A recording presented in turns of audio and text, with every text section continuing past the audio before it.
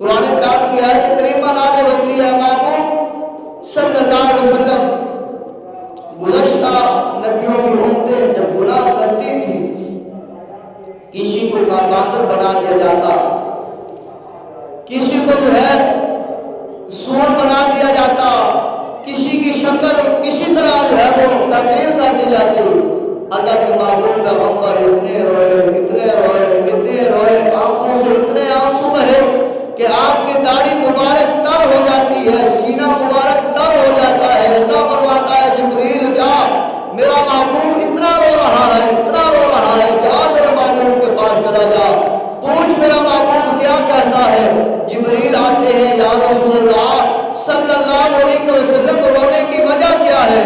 میرے اور تیرے پیارے پیغمبر حضرت محمد رسول اللہ صلی اللہ علیہ وسلم فرماتے ہیں جبریل گزشتہ امتوں کا یہ حال ہوتا رہا ہے، میری امتوں کی بھی شکلیں بگڑ جائیں گی۔ عرض کیا یا رسول اللہ صلی اللہ علیہ وسلم اللہ کا آپ سے وعدہ ہے، اللہ کا آپ سے وعدہ ہے محبوب جب تک آپ ان میں موجود ہیں تو میں ان کی شکلیں تبدیل نہیں کروں گا۔ جو گناہ کرتا ہے، رات کو اس نے گناہ کیا، زنا کیا، شراب پی، غیبت کی، چغلی کی، ڈاکہ مارا،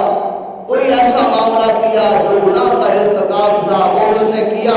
صبح اٹھتا تو اس کی پیشانی کے اوپر لکھا ہوتا کہ اس نے رات کو شراب کی ہے، اس نے زنا کیا ہے،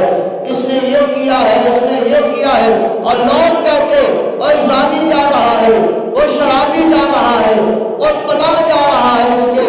ماتھے کے اوپر لکھا ہوا ہے۔ اللہ کے محبوب عرض کرتے ہیں اللہ میری امت کو ایسے رسوا نہ کرنا،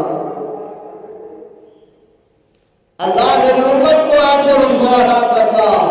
اللہ کے محبوب صلی اللہ علیہ وسلم کا یہ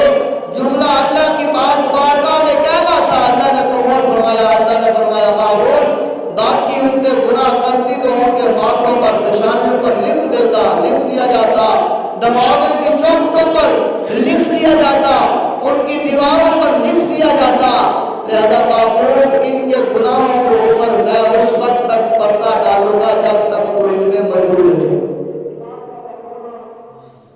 اور آج بھی اتنے گناہ کرتے ہیں